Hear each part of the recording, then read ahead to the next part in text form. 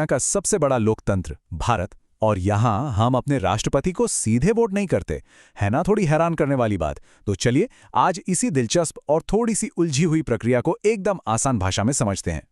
तो सवाल यही उठता है कि आखिर ऐसा क्यों है?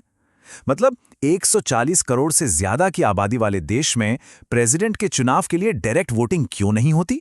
आइए इस पहेली के एक एक टुकड़े को जोड़कर देखते हैं। और इस क्यों का जवाब जानने के लिए हमें सबसे पहले ये समझना होगा कि अगर हम वोट नहीं देते तो फिर वोट देता कौन है, क्योंकि ये कोई आम वोटिंग नहीं है। वोट देने वालों का एक बहुत ही खास, एक एक्सक्लूसिव ग्रुप है। इसी ग्रुप को कहते हैं इलेक्टोरल कॉलेज, या हिंदी में कहें तो निर्वाचक मंडल।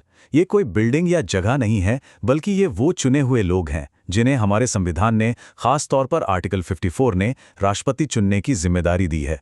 तो अब सवाल आता है कि इस खास क्लब में, इस इलेक्टोरल कॉलेज में मेंबर्स कौन कौन हैं? चलिए एक एक करके इनकी पहचान करते हैं। देखिए, आगे बढ़ने से पहले एक बात गांठ बांध लीजिए, और वो ये है कि इस पूरी प्रक्रिया का सबसे बड़ा कीवर्ड है इलेक्टेड, मतलब निर्वाचित। सिर्फ और सिर्फ चुने हुए सदस्य। मैं फिर से दोहरा रहा हूं, सिर्फ इलेक्टेड लोग, कोई भी नॉमिनेटेड या मनोनीत सदस्य इसमें शामिल नहीं होता। तो इस क्लब में कौन है? पहले लोकसभा के इलेक्टेड एमपीज, फिर राज्यसभा के भी इलेक्टेड एमपीज, इसके बाद आते हैं सभी राज्यों के इलेक्टेड एमएलएज, और आखिर में 2 केंद्र शासित प्रदेशों दिल्ली और पुडुचेरी के इलेक्टेड एमएलएज। इसे याद रखने का एक आसान तरीका है EMEMEMDP, मतलब elected MP, elected MP, elected MLA और दिल्ली पुडुचेरी। और जितना जरूरी ये जानना है कि कौन वोट देता है, उतना ही जरूरी ये भी समझना है कि कौन बाहर है। तो देखिए, सारे नॉमिनेटेड सांसद, चाहे लोकसभा के हों या राज्यसभा के, वो बाहर हैं।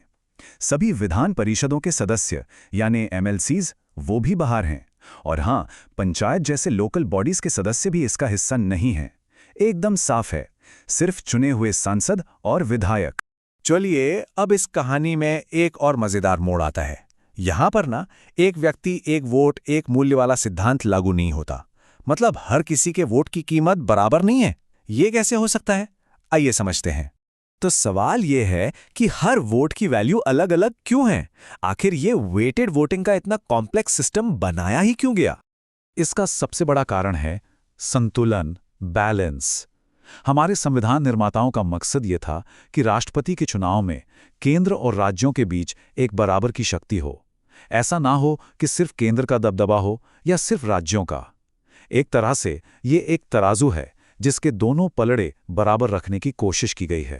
और ये बैलेंस कैसे बनता है? इस सिस्टम को ऐसे डिजाइन किया गया है कि देश के सभी एमएलएज के वोटों की टोटल वैल्यू देश के सभी एमपीज के वोटों की टोटल वैल्यू के लगभग बराबर हो। मतलब करीब करीब 1:1 का अनुपात।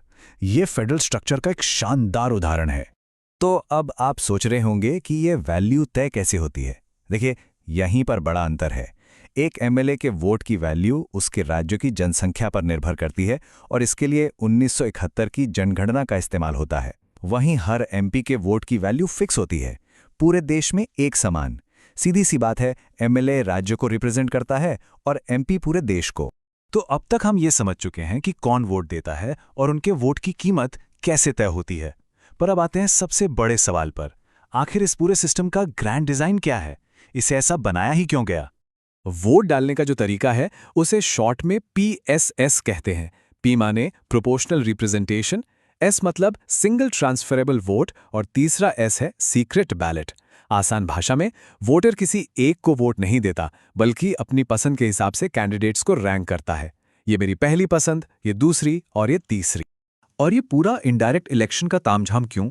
इसके पीछे 3 बड़ी वजहें थीं। पहली, अगर राष्ट्रपति भी सीधे जनता से चुनकर आते और प्रधानमंत्री भी, तो दोनों के बीच पावर को लेकर टकराव हो सकता था। दूसरी, ये हमारे पार्लियामेंट्री सिस्टम को बनाए रखने के लिए जरूरी था।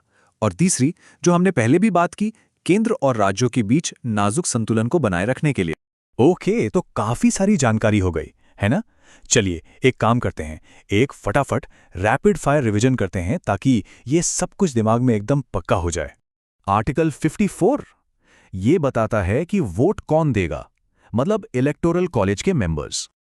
और आर्टिकल 55 ये बताता है कि वोट का मूल्य कैसे निकाला जाएगा, मतलब वोट की वैल्यू। वोटर्स कौन है?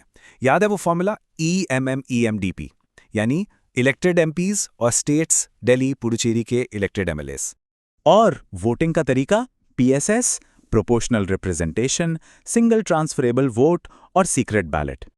तो अब जब ये सब पता चल गया है, तो अगली बार जब राष्ट्रपति चुनाव की खबरें आएंगी, तो आप सिर्फ सुनेंगे नहीं, बल्कि समझेंगे कि पर्दे के पीछे चल क्या रहा है। पर यहां एक सवाल मैं आपके लिए छोड़ जाता हूं। क्या ये जटिल सिस्टम आज भी उतना ही प्रासंगिक है, या इसमें बदलाव की जरूरत है?